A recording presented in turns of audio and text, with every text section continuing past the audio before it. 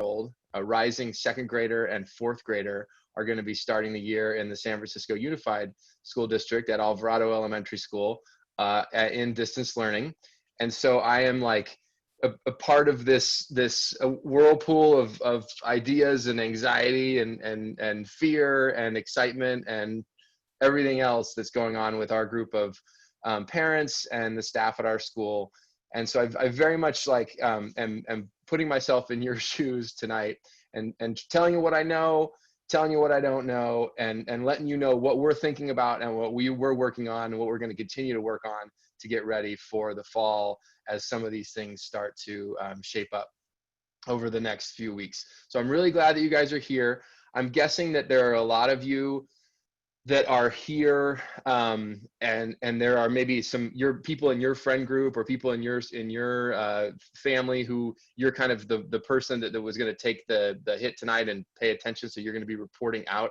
I'm going to try and keep this as organized and as kind of the information as digestible and shareable as possible. I'm sure there's some people that are taking notes and they're going to be sending out an email to your friend group or your group of fellow parents to share what was happening tonight. I'm sure some of those email chains or text chains are already well underway in terms of the what's going on or the can you believe this or this is going to be great. I don't know. So just wanted to say that I am very much feeling everyone's anxiety and angst and fear and excitement about what's happening this year. And as for Isha and the PTSA team, I couldn't be more excited to work with the intelligence, the dynamism, the experience that's on our PTSA team. You know, despite this year being unlike any other year in terms of school, another way that this has been unlike any other year that I've experienced in my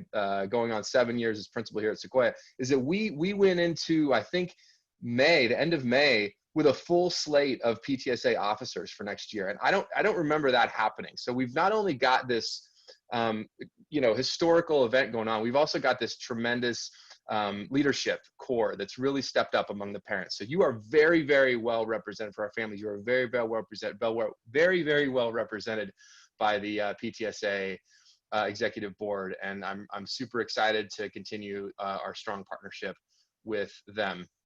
I also want to just quickly, before we get into the bulk of the meeting, I would be remiss with almost 197 people tuning in. I would be remiss not to take this opportunity to express my gratitude to the Sequoia High School Ed Foundation. So this year we set an ambitious goal. Every year we set a more and more ambitious goal. We set an ambitious goal way back a year ago, June 2019, and we had this happen in March. We were in crisis learning, triage. Everything was going well. We were behind our goals at each sort of benchmark along the way, and then the last push, I think, through the hard work and determination of our executive board of our foundation, and then the generosity and support and the trust of our community, we actually exceeded our goal, which is going to allow us to do some really cool things next year in whatever form that takes. Okay, so let me preface everything by saying that I have Sean, right now I have no. Go ahead. Sorry to interrupt, but you might want to introduce your staff as well. I will. Yeah, I'm gonna get to that. Perfect. I've got some special guests tonight that we're gonna hear from directly over the course of this presentation. So my goal tonight, though, is to really update folks about what work is underway right now. There's going to be a ton of questions that I'm not going to be able to answer, both because I don't know the answer yet, and I don't necessarily have the authority to answer those questions right now or ever. But those things will either be determined by people who have the authority that I don't have over the next 24 hours, week, 2 weeks, month, whatever. And also, I might not be able to answer all the questions because we might run out of time.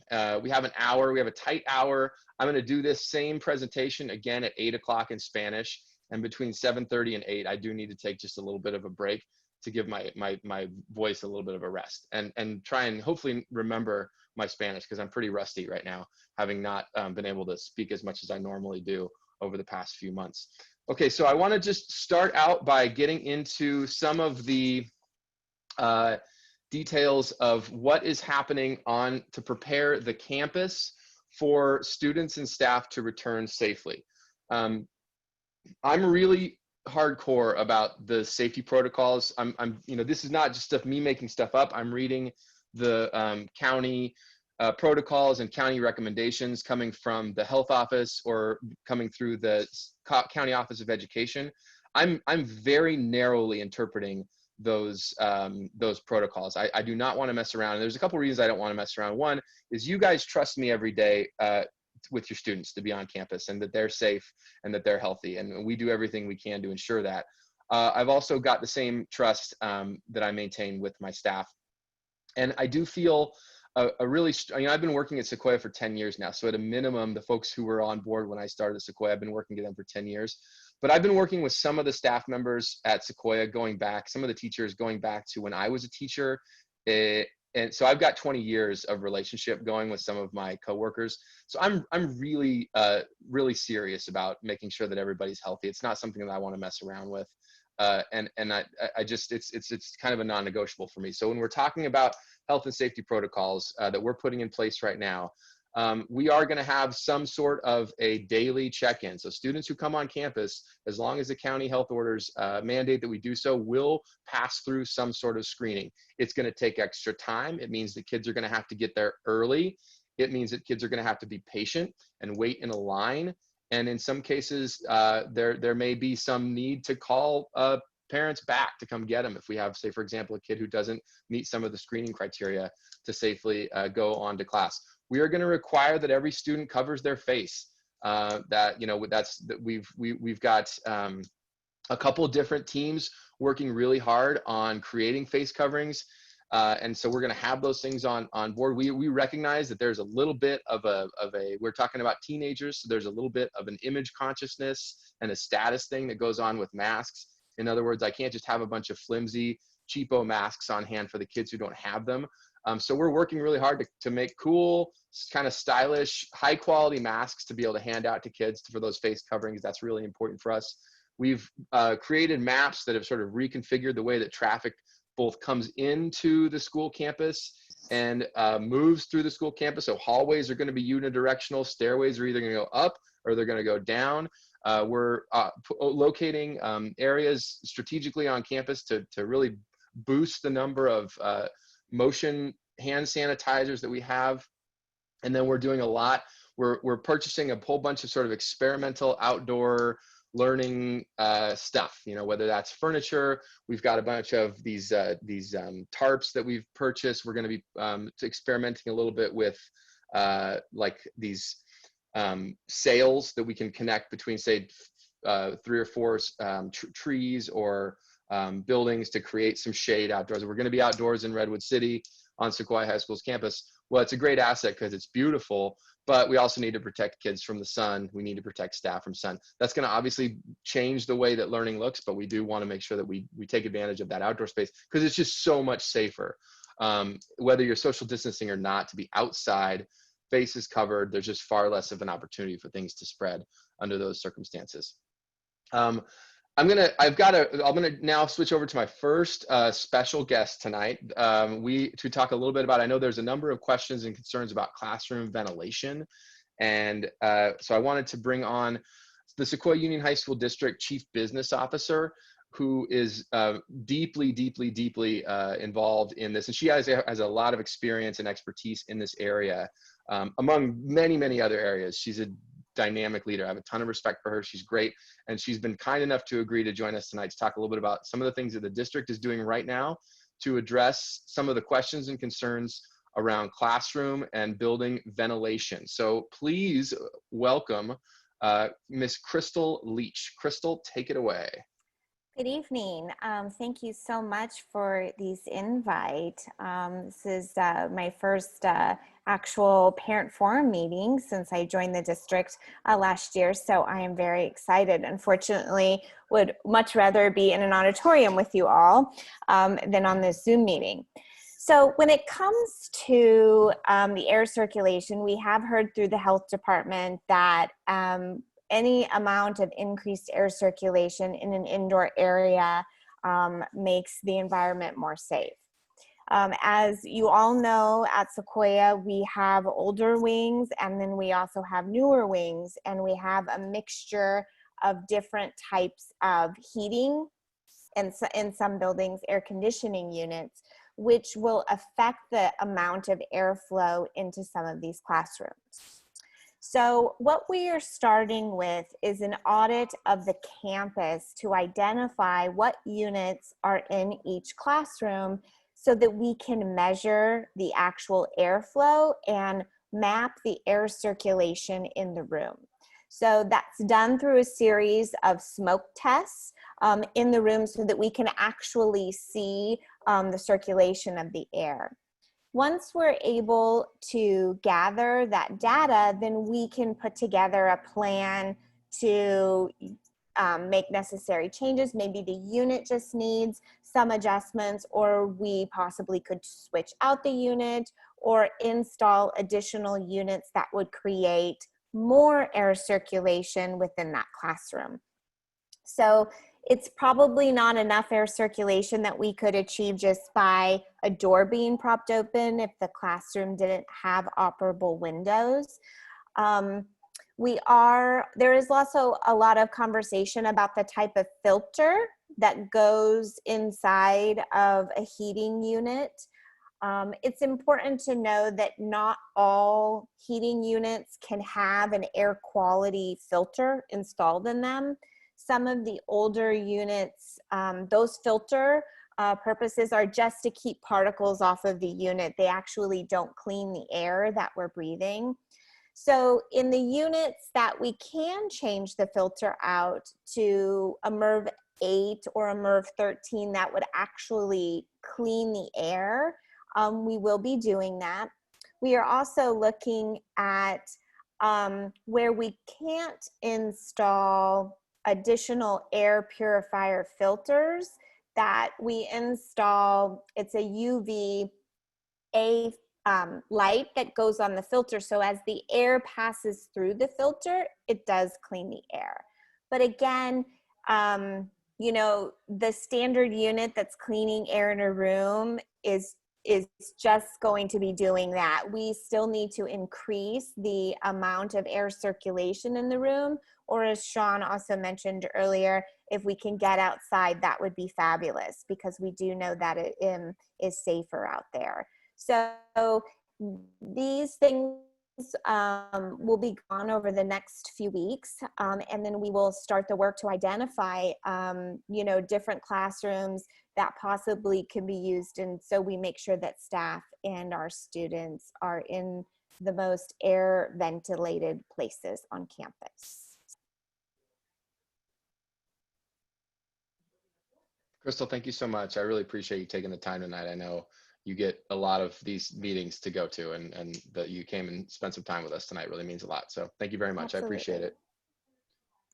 I want to just kind of come back to this idea of safety, particularly around the operation of a school with, let's say, on a normal pre-March 12th day, 2,000 human beings coming in and out.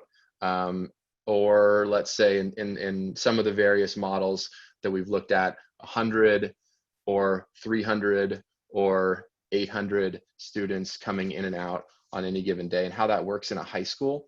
And I think what I want to try and do is hopefully articulate some of the concerns that particularly our staff have around exposure to the virus. I'm very, very well versed on you know, some of the divergent research around young people versus adults, adolescents versus young adults. It's obviously a different ball game if you're talking about a 9-year-old versus an 18-year-old, or even a 13-year-old, which some of our ninth graders come in as 13-year-olds, versus a 19-year-old, which some of our seniors are 19. And what the virus can do to those students, either as carriers, asymptomatic, or as infected symptomatic carriers of the coronavirus. Certainly then you start talking about adults, and there's a whole bunch of different categories of at-risk adults. I think early on, we heard a lot about either bubble cohorts or stable cohorts as a model for how to contain and trace the virus. I am not an immunologist, but when we're talking about 12, let's say a pod of 12 8-year-olds that are spending every day together with the same adult, and then going home to their 8-year-old homes and families, versus 12 14 or 15-year-olds who are coming in to one class and then going to another class and then going to another class, not the same class, not the same 12 kids going to maybe 8 different classes and grouping up with another 12 kids who are coming from, let's say, 6 or 8 different classes, another period, another period, another period. Now you can think how much that amplifies the risk of a virus jumping from person to person. So the idea that we could create, on the one hand, a bubble cohort in high school is, well, the price we would pay for that is we would essentially be running a high school like an elementary school, which doesn't work, I think, just from an experience of, you know, a high school kid is not going to be interested in an elementary model as an ideal way to learn. It also doesn't work in terms of how teachers are credentialed. In other words, I don't have teachers with multi-subject credentials who can teach English, science, social studies, math. The level of expertise at the content level and at the pedagogical level are just, they're too different from subject to subject when you start getting into high school. So to talk a little bit about what we've been doing to try and, as again, following the directive of the Board of Trustees from June 24th, which was to create a pathway to get us into a setup where kids were coming to school regularly and at least receiving part of their instruction in person, which is what we call a hybrid model, where there's a portion of the instruction and learning that takes place online, and there's a portion of the instruction that takes place at school. So it's not one or the other, it's a hybrid. You might ask, why don't you just go and see where the hybrid model is working in other places? There's got to be an example somewhere of a hybrid model that's effective. And the answer is that there's not. This is a new idea. So we're in this kind of summer of trying to think about how to do something that's never been done before, or essentially reinvent school. I don't know how close you guys were following the creation of the small school that Sequoia Union High School District created, opened up this year, the Tide Academy. They spent about 4 years working on building the Tide Academy, and they welcomed about 110, I think 107 new students as all 9th graders this year. It was a huge effort, and there were dozens of people involved in that creation of that school for years. We've been asked to do something similar in about 3 months. So we're really, like, we love a challenge, but it's a heavy lift. So just to talk a little bit about some of the work that we've been doing, and particularly around where we've landed in terms of schedule and structure, because what we do know is hybrid, at home. The thing that we really are excited about this year, and moving from the crisis learning model of last year to a real either hybrid or distance learning model this year, is that we're not kind of playing triage or trying to pick up the pieces of a watermelon explosion. We are actually able to be strategic and thoughtful about putting together a genuine, high quality academic experience for all of our students, which, by the way, doesn't sacrifice any of the elective options and variety of options in different subject areas like math and science, and even English and social studies as you get into 11th and 12th grade and start thinking about IB versus college prep pathways. We're able to maintain the integrity of our academic program and its rich diversity in a way that I think is true to the high school experience. Now, it might not jive with doing this hybrid thing, but we're working on solutions. We're in this kind of very iterative process where we're talking a lot among the 4 high schools. There's a great partnership and trust between the 4 big high schools, both among the principals and the instructional vice principals. There's also a great partnership with the district. And we're also getting a lot of great input from the teachers to help us. They're really good at thinking of the questions that we don't think of. So it's been a really good back and forth, a really good dialogue. I want to pass it off to our next guest now to just talk briefly about where that process is at. And that's my instructional vice principal. She's going into her 4th year as the instructional vice principal at Sequoia.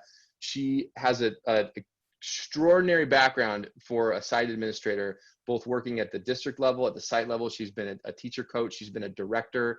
She's done a whole bunch of really cool stuff. She's a parent like you. She has a student at Sequoia, a rising 10th grader. She's also got another one on the way.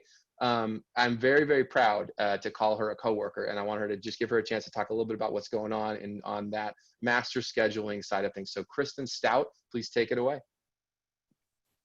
Good evening. It's great to see so many of you. I noticed as I was looking through all the people who are on tonight, I wanted to give a quick shout out to our incoming 9th grade families. I see a few people that I recognize. We are so excited to have you at Sequoia, and just look forward to meeting your kids eventually, and you, and having you at our school. Yeah, a few things that have come up as concerns, and then I'll talk about a few things that we as instructional vice principals have been trying to maintain in the midst of a great deal of change. So one of the things that we've advocated for very strongly is to maintain our master schedules as much as we can. I think we offer somewhere in the neighborhood of 580 sections to students, and that's 130 teachers. So it's a huge, complex puzzle that we put together. And as many of you know who've had students at the school for a while, we try to maintain what your students are requesting and what they need for graduation, their interest level, their passion, all of those things. So the schedules that we're looking at for the fall, whether we are needing to do some distance learning, depending on health orders, whether we're able to bring some students on campus, we are trying to maintain that schedule as much as we can. So I think that's the first thing I want to say that may alleviate some concerns around, is my kid going to be able to take the classes that they were hoping to take? The other thing I want to say is I'm so impressed with our teaching staff.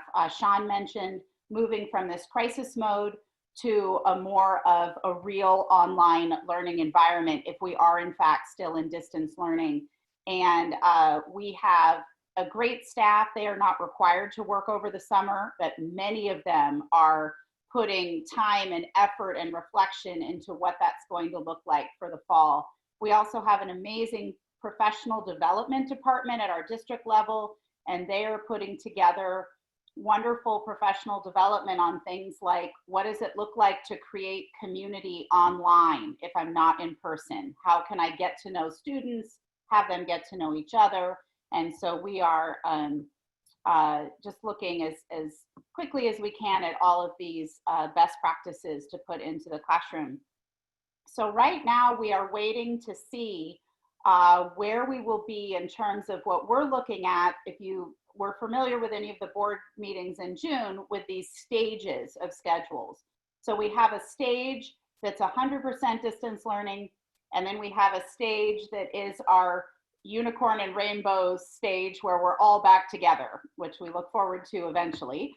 And then we have some stages in between, and Sean talked a little bit about the hybrid model. So we're looking at schedules that can be flexible and move back and forth so that we don't have to change the bell schedule all the time or what periods are offered when.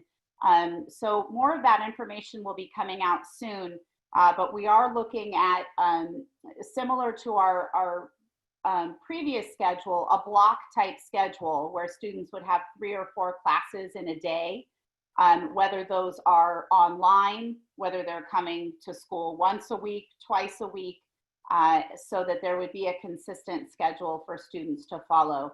And then because we realize this is such a heavy lift for our teachers and we want to support them as much as possible in figuring out all this great curriculum, we would probably have one day a week where students are able to work on their own asynchronous online lessons while teachers are working to continue to create that great curriculum, attend professional development. So that's a little bit of a difference from what we've had in the past for students to have one day, but the other 4 would include definitely some synchronous learning and some really robust online learning. I wanted to mention quickly, we do have some great research that we know about from the past.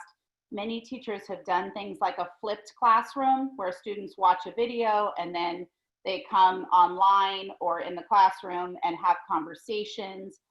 So we're taking all of those strategies, and some of our teachers are pioneers and have been working on many of these great strategies. So we are using them as leaders to help us as we look at this. So we are still waiting. I noticed a question in the chat about Governor Newsom's announcement tomorrow. And yes, the announcements from the state level, from the county level will definitely impact what we're doing. And we're watching that very closely, as I'm sure all of you are.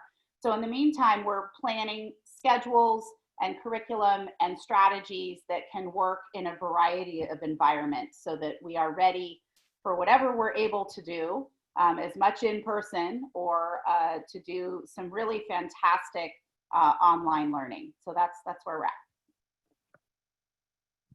Thank you so much, Kristin. And the key, I think, thing that I don't want to let go by is, you know, she mentioned the word bell schedule, the phrase bell schedule.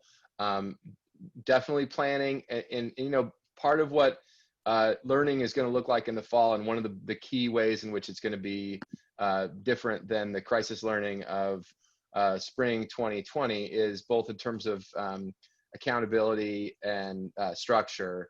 And that part of that is, you know, there's going to be a regular bell schedule. I talked with a lot of teachers who were really frustrated sometimes because they would set up classes, you know, and especially if you're teaching like an IB class, you've got to cover a lot of material. It's really important that you have that regular time with your students. And if there's, you know, you're running into conflicts because they have this thing or that thing, or they didn't know, or this week we're supposed to meet at what time.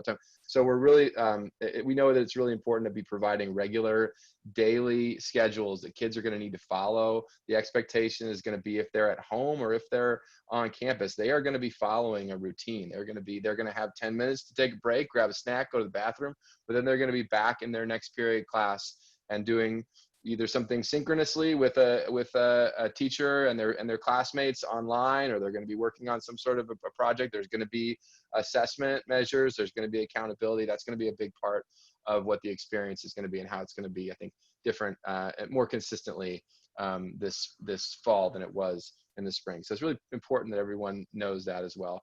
High school is about the academics for sure. The fact that you're all here is a really good indication that you are serious about your kids' learning and academic development. But the learning and development into human beings is about a lot more than just the academic piece. And the fact that you're here and that you're a Sequoia family also tells me that you understand that, because of given the variety of options that you have in the Bay Area on the peninsula for sort of specialized small charter high school experiences, that you've gone with a big high school, shows me that you understand all the different elements of the high school experience that you recognize as being essential to the development and to an adult. I mean, there's like the last pass until you get into this sort of young adulthood. And so we are also looking very closely at what are things we can do to support the continued excellence at Sequoia in clubs, in activities, extracurricular, academic intervention and support after school or during school, and academic and other enrichment. So we still want to be able to have the Postal Art Club. We still want to be able to have the Robotics Club. We still want to be able to have the Black Student Union, the Dream Club. We want those clubs to thrive, because Sequoia, as much as it's about the IB program, and as much as it's about our strong college going culture and all the things that we do for our diverse students, it's also about those other experiences outside the classroom. And probably our biggest extracurricular like category is going to be athletics. Okay, so in addition to looking at all the things we're going to be able to do to maintain our really strong activities and clubs on campus, we're also working really hard on doing what we can safely and within the guidelines of the state and the county around public health to think about athletics. I was a student athlete in all growing up and into college. I love sports. I love what sports can do. And I've seen sports be the thing that has kept students in school that have gotten kids across the finish line, and they've really been the thing that's helped them grow over the course of their 4 years with us. We are extraordinarily fortunate to have the athletic director that we do. She's here tonight. I'm going to pass the baton to her really quick, but first I need to spread a little bit of butter because she's not only been a tremendous leader for our athletic program, for our coaches, for our student athletes, for our parents. She's also stepped into a leadership role in the league and in the Central Coast section. She's one of a very, very small core of athletic directors on the peninsula who have been leading efforts since the spring to get athletics back in whatever form we can. She's been tireless in these efforts. She's the reason why we've got our small bubble pods of kids right now doing summer workouts on campus. And she's continuing to work with whatever's being handed to her by the state and by the section, and helping to guide those discussions to make sure that our athletes continue to have opportunities to thrive and to grow as human beings. So I'm going to pass it over to her really quickly so that she can give you an update on what's going on with the athletics. So please welcome Melissa Schmidt. Thanks, Sean. So yeah, as Sean mentioned, I've had a really unique opportunity to get to step into a couple leadership roles. So one with the Peninsula Athletic League, and then one I was recently elected to the Central Coast Section Executive Committee. And this is certainly an interesting time to be in those roles. And the cool part is that I get to kind of help shape where we're going. So I'll talk a little bit about where we've been. I spent a lot of the spring attending webinars and kind of collaborating with different professional organizations, looking for guidelines on where we go. So we've consulted national governing boards of high school sports, state governing boards. We've been having regular meetings with some doctors from Stanford Children's Hospital, which is a really cool opportunity. And through all of that and collaborating with some other ADs in the county, we were able to start these small group summer workouts for some of our teams. So we have kids out there. In a way, it's a really cool way to kind of test out some of the safety protocols that they're going to be seeing when they do come onto campus in the fall. And you know, they go through a questionnaire, we take their temperature, they're masked until they exercise. And I have to say, I've been really, really impressed with our kids. I was out at football today, and they're doing a great job. They're taking it seriously. They're staying away from each other, and they're doing all the things that we are asking of them. So it makes me feel really good about you know, getting more and more kids on board. So where we go from here is, like everything else, we're waiting. So CIF, which is the governing board for California high school sports, will be releasing their guidelines on Monday. And not really their guidelines, they're gonna release dates. So release what their plan is for sports for next year. What I really want to emphasize is that that is not necessarily the final say. They will have a plan. The section then meets the next day. So on Tuesday, I'll be meeting with the other people on the executive committee for the section. And then after that, the leadership from the league will meet. So there's layers to all of this, and we kind of just have to wait to see what the state says and go from there. So what we have right now is a lot of contingency plans. So based on different scenarios, we have different directions that we're planning on taking. And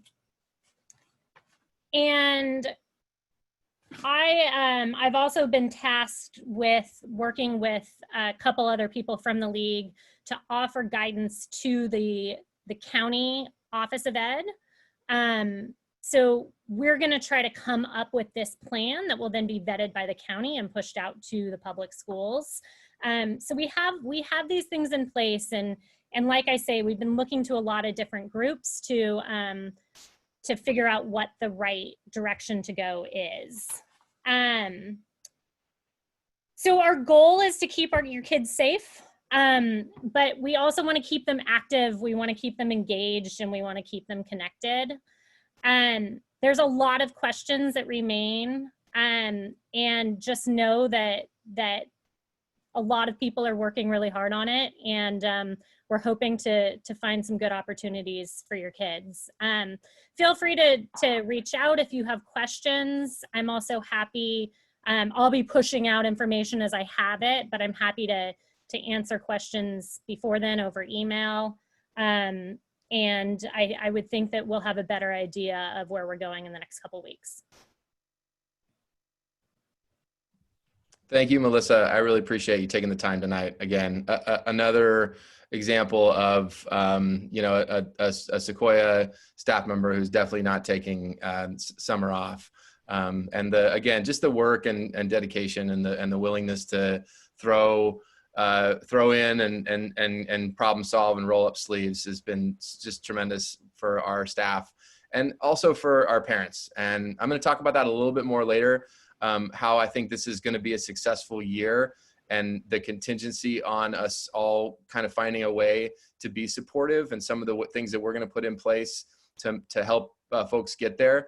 Because that's the only way this works, right? It's going to be about students. It's going to be about parents. It's going to be about staff that are going to make this year be the best it can be under these circumstances. And by the way, that's the thing that's going to be, when we look back on this as a moment in history that we all experienced together, that's going to define what this was for this generation of students. These kids are coming through their high school in a way that no other group of kids has gone through high school. And that can be defined for them and their generation in any number of ways. And we have a lot of power in terms of how we define that for them and how we set the stage for them to become a really powerful generation of adults based on the experience they have in high school. So here, I've got one more guest, and this is like a total exclusive because this is a surprise. Isha didn't even know about this, and I dare you to get this at any other high school because I've got a special connection with the district director of curriculum and professional development. So I'm gonna at this time invite the Sequoia High School district director of curriculum and professional development to tell you real quick about some of the things that teachers have been doing in June and will be doing in August, and some of that are doing over the summer to get ready to make distance/hybrid learning really, really special for your kids. So please next welcome the Sequoia Union High School District Professional Development and Curriculum Director, my wife, Victoria Dye. Hi there, that's right. We are not breaking social distance protocol. I'm Mrs. Principal Priest, otherwise known as Victoria Dye, and it's a great pleasure to be able to speak with you tonight. When Sean referenced our quick triage-like transition into distance learning in the spring, and it certainly wasn't easy, but what we had going for us in Sequoia Union High School District is an incredibly robust investment in professional learning. Kristin Stout used to be in my position, and she has set us up very, very well.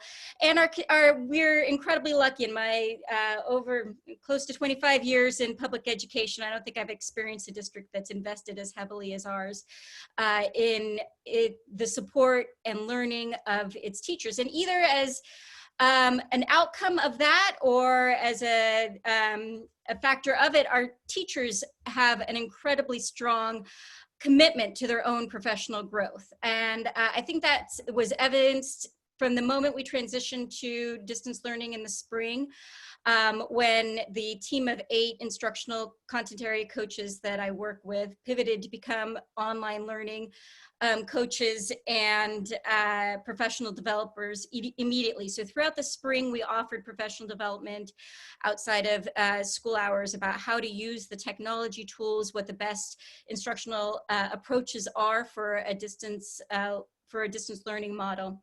And then we went into June, and we had absolutely record off the charts participation in our professional development offerings. Over 200 teachers opted to spend their time in after the school year was out to invest in their professional growth, and they racked up 1,400 hours of professional learning collectively over the course of that week, which is record-setting. And that continued through the summer. Teachers continued to elect into investments or into opportunities that were offered to them, some participating in 2-week-long cohorts with our county, which happened also to be led by experts from our district, teacher experts from our district, including one of our former instructional coaches who's now a coordinator of basically who's dedicated to helping support online learning, Barbara Reckless, and another teacher from Carmont, Melissa Harrow. In any case, so the professional learning has continued. We will offer a similar week in the first week of August that will be opt-in for teachers, where they can participate in training dedicated to using tools, to learning the best strategies, what are the components of a quality online learning program, et cetera, how to best organize and plan content for students to access it effectively, how to engage their class community, et cetera. And that will be the week of August 3rd. We've got great signups already for that. We continue to build wonderful offerings all the time. And then finally, the Sequoia Union High School District Board of Trustees approved a slight shift in the school year so that students will begin on August 17th, and that will allow the week before when teachers report to dedicate to professional learning. So rather than it being opt-in that week of the 10th of August, all teachers will participate, and they'll all have some really key learning components while still having the opportunity for differentiated offerings. And the way we're planning that week actually comes from our students, our parents, and our teachers. A lot of the offerings will be based on suggestions that came from a robust task force that took place in the spring, at the tail end of the spring. And we were lucky enough to hear the voices of students and parents about what worked for them, what didn't work for them. Of course, in my department, we've continued to research what the best practices for student achievement in an online setting are, and a distance and a blended learning. So we're relying on those. And we also have some new state parameters for what exactly distance online learning should look like at a bare minimum. So we're going to use all of those to craft really high quality professional learning experiences that are aligned around a common vision for what makes quality instruction, and but differentiated enough to meet all teachers' needs. So I'm very grateful to all of you for giving me the opportunity to speak here, and to the wonderful Sequoia teachers for their great investment in continuing to do this work better to serve your students.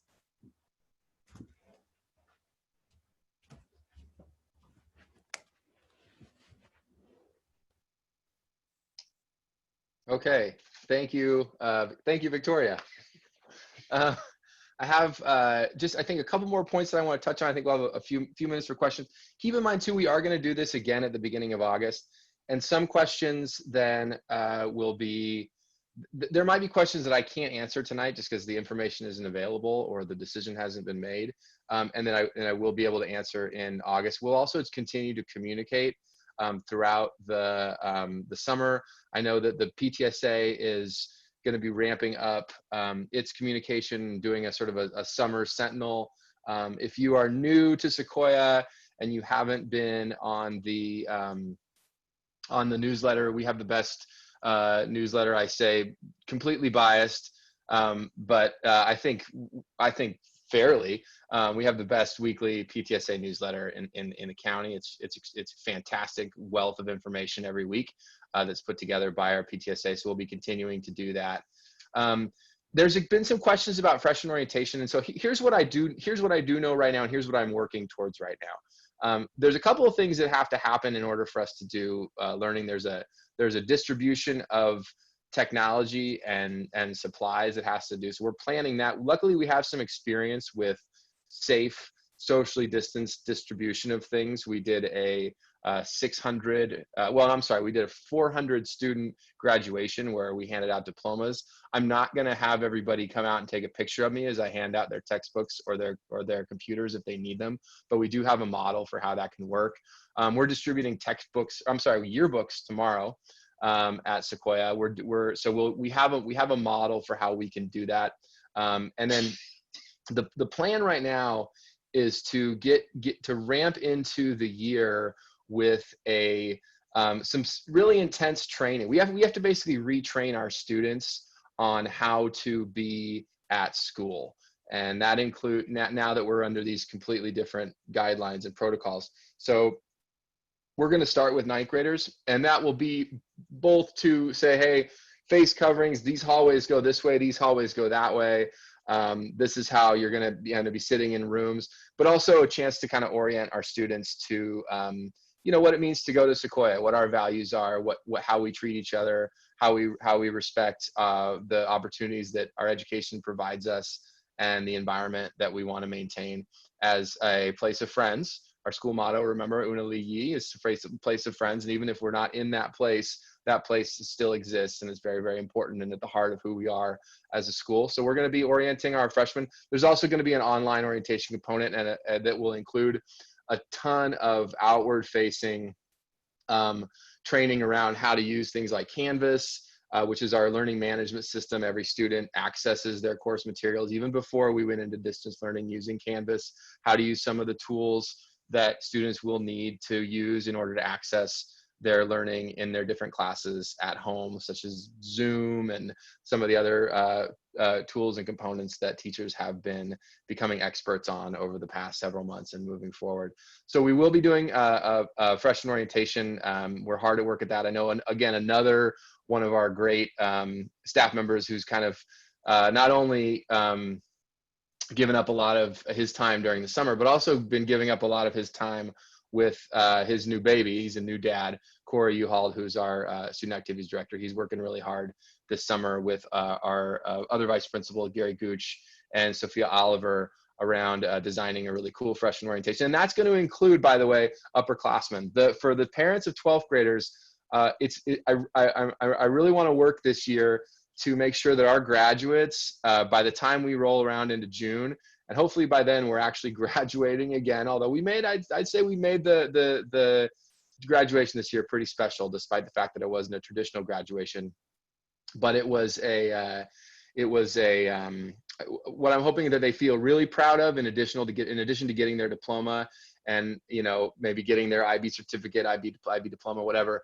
They feel really proud of their role as leaders on campus and really setting the tone for the underclassmen, particularly the ninth graders, in carrying on some of the traditions of Sequoia High School, even in this Sequoia's second global pandemic, including 1918. Remember, Sequoia is a really old school. This is our second global pandemic.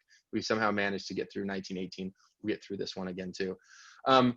That being said, here's your first job, especially for those of you who are parents of 12th graders, rising 12th graders, rising 11th graders. I'm hearing all kinds of very discouraging reports from the folks around the neighborhood about kids piling into cars and kids meeting up, no masks, jumping into pools and hot tubs and being very touchy-feely, the way that teenagers can sometimes be, but certainly the way that we really can't have them be if we're going to do school safely. I would strongly encourage folks to be really having those conversations now with your kids about what the expectations are going to be at school, how seriously we're going to take that, and how we're really going to need, especially the older kids, to set the example for the younger kids about what's going to be safe and healthy. Because remember, there is a difference between a 13 and a 14-year-old and an 18-year-old in terms of risk of exposure to COVID. And there are adults on campus, and they are at a higher risk as well. So we really need to look out for each other as a community. It's very important that we get used to those social distancing protocols, face coverings, and getting used to the way things are going to have to be before we start in August. And so I again, thanks in advance for getting on top of that. And speaking of that, we're going to really be looking to leverage partnership. I've heard from a bunch of parents, what can I do? How can I help? We've got a lot of different ideas. We're talking about kind of modifying the old room parent model and looking to leverage some of the volunteerism in our community to actually help manage classrooms online. We're looking at ways that we can perhaps employ parents to help us out with this huge heavy lift every day of bringing kids in and the screening process and just helping to kind of control traffic. That's going to be a big part of making this successful. Also, some of the enrichment after school opportunities that we have, we probably are going to need some parents to help out with that. But the most important role that you're going to be able to play as a parent, obviously, is to support your students' success in whatever the distance/hybrid model that we settle on based on the protocols. It's really important that you understand how Canvas works, you understand how your students' classes work, you understand how the schedule works, you understand what kinds of questions are going to be most effective in engaging your student in conversation. Teenagers are very good at shutting down their parents' attempts to engage in their lives. They're really good at it. I mean, like, extraordinary. I was really good at it. These kids they blow me away. They're so good at it, right? Because now they have social media, they can just shut you down. But we want to give parents tools and ideas and support and how you can be a part of your students' education and also your students' wellness and mental health and well-being. So we're going to be providing some regular updates, resources, tools, and also empowering our teachers to do the same so that you can be able to ask the kinds of questions and you can be able to I think, really lean in on the power of our learning management system. So Canvas, I've mentioned it a few times. Canvas is the kind of the, for some of you who are familiar with things like School Loop, we use Canvas now. It's what colleges use, particularly community colleges in California. It's a really powerful way for courses to be organized online, course materials, readings, assessments, participation, engagement. Our teachers have really stepped up the amount that they've used it. Students access it every day. It's way more than you kind of checking their grades. It gives you as a parent a way to really look at what's going on in their class and be able to ask them questions. That's the most important thing, is just to be able to engage with your kids. And so what we're hoping to do with our communication to parents and our partnership with parents is to give you the tools and give you the power to be a much more active partner with us in helping to manage your students. I know that's a real point of frustration. Even with my 9-year-old, I felt like it was work for me to really dig in on what was going on in her classes this spring, as and she was doing a ton. There was a lot of synchronous learning. She had all kinds of activities. I really had to be creative and think of ways to engage with her about what she was doing so that I could make sure I felt good and she felt good about what she was doing. That's not easy. I have 20 years in education, and I should know how to talk to my kid about school, right? It's not easy for me. It's not easy for you. So we're going to work together. We're going to provide regular opportunities, regular resources, regular ways. Even if it's just 5 questions you can ask your kid every day about school, to help you feel like you have some more active involvement in what's going on with your kids. And I think that's going to go a long ways, because kids naturally, they say, nothing happened. You come home at the end of the day, what happened at school? Nothing. And that's usually, you're like, well, I know you were at school all day, so you just don't want to talk to me. You go to your room, that's fine.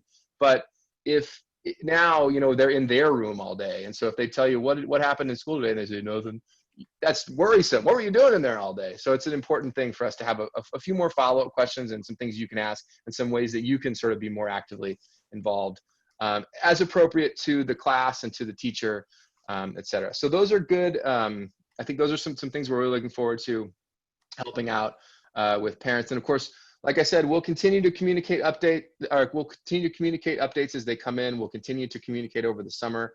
I'm sorry, there's 2 minutes left. I know we were going to leave time for questions. I had a whole list of things that Isha gave me before this meeting. So I tried to anticipate some of the questions. I don't know if I hit them all. We have a few minutes. Isha, are there some questions that you think I might be able to answer quickly before we wrap this up? We can go a few minutes past 7:30 and I'll still have time to. Sean, there were a lot of questions on the chat on volunteering. So I just want to address that. So the few things that the PTSA is thinking about, of course, with the school staff is bringing back the model of the room parent in some form where whatever cohort it becomes, virtual or in person, we would love to have a parent support that.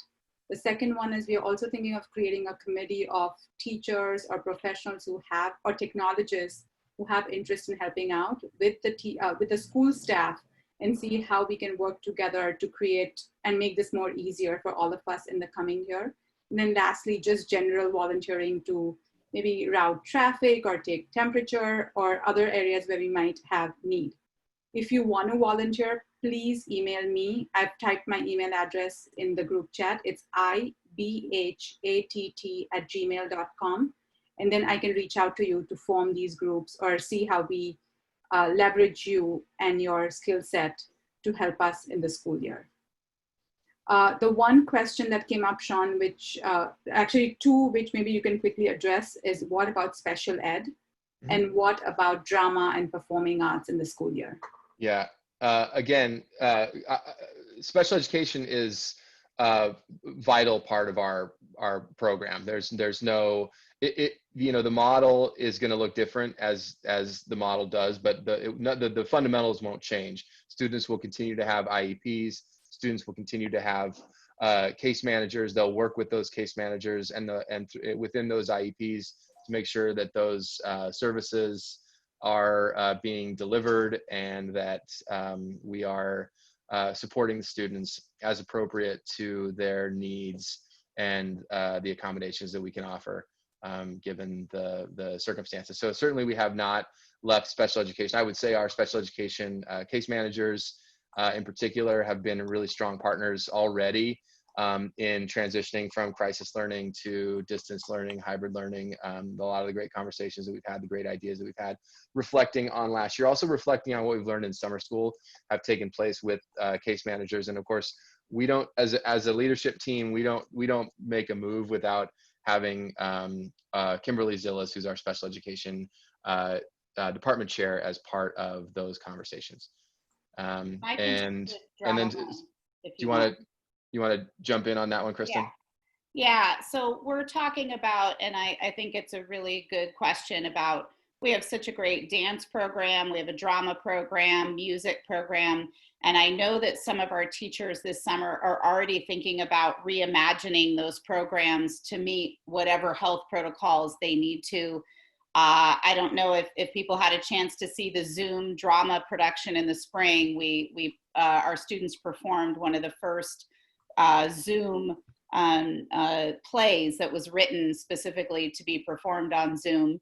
But it's hard when they can't be in person in their larger groups. So we are looking at some creative ways, looking at, are there ways that students can meet in smaller groups or meet after school, even outside. So we'll be talking more about those opportunities. But I'm impressed. I know our piano teacher and music and others have already been thinking about ways to make their programs work well and for the kids to get the most out of them, whether they can be in person or not.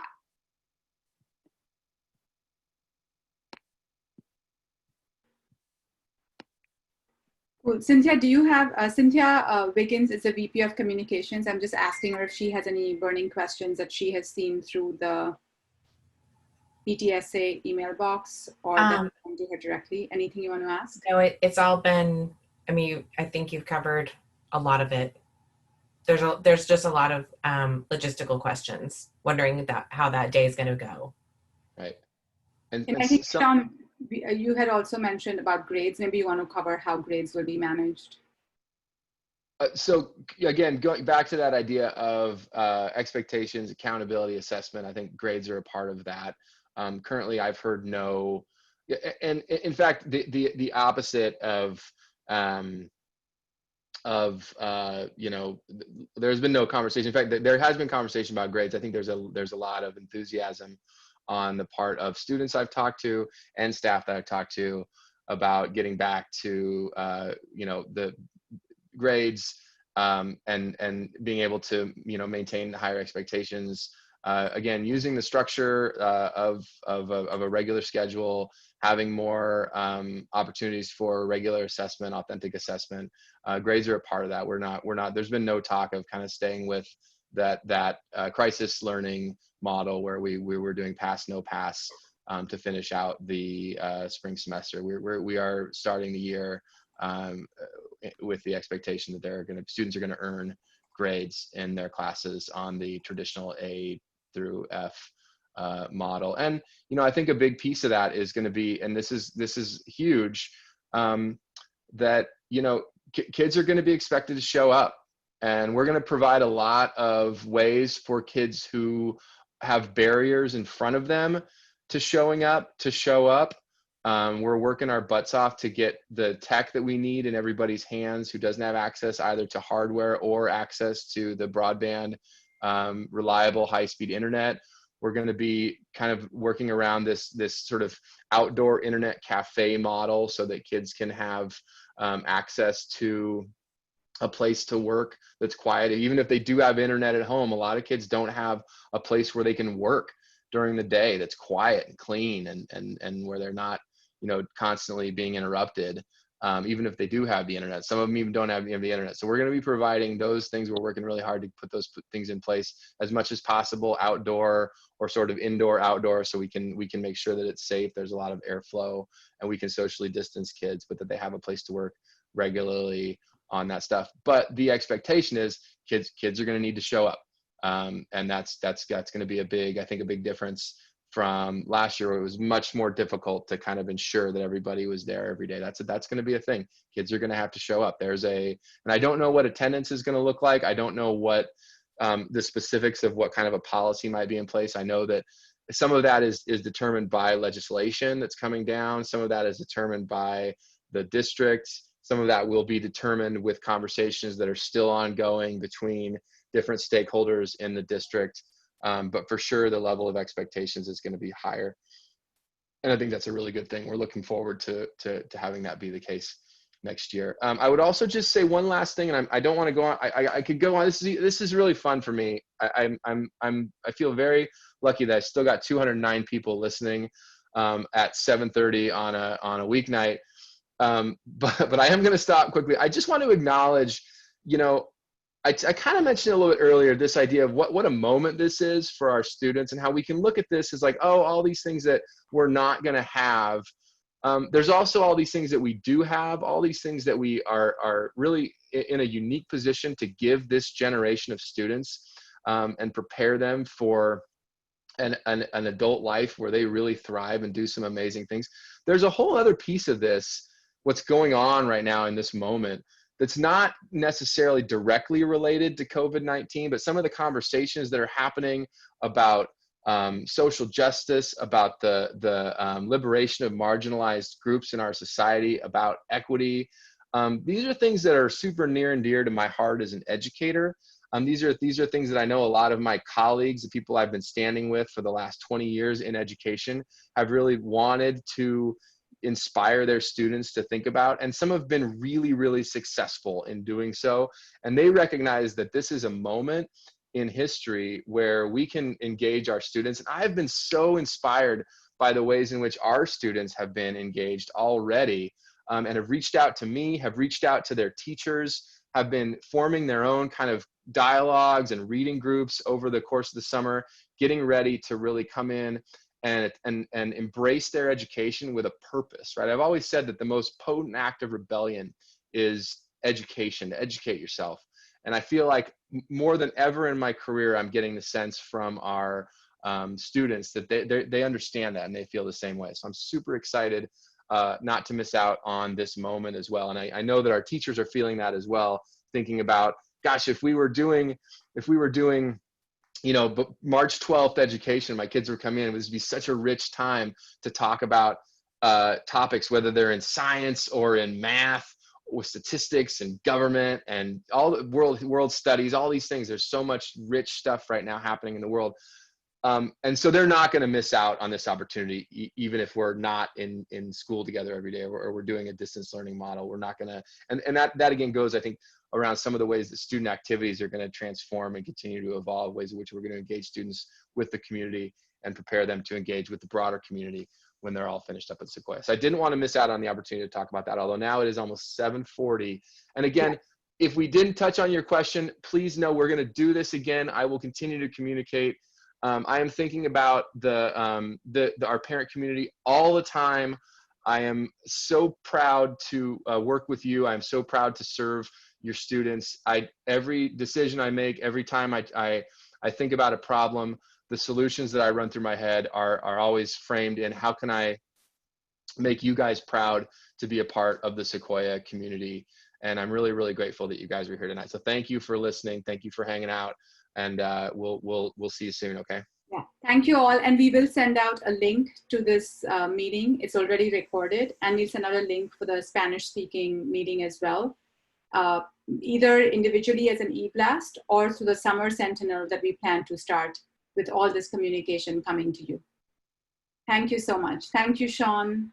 Thank you, everyone. And keep your questions coming on the PTSA email if you have anything that we didn't talk about. Thanks. Bye all. Thank you.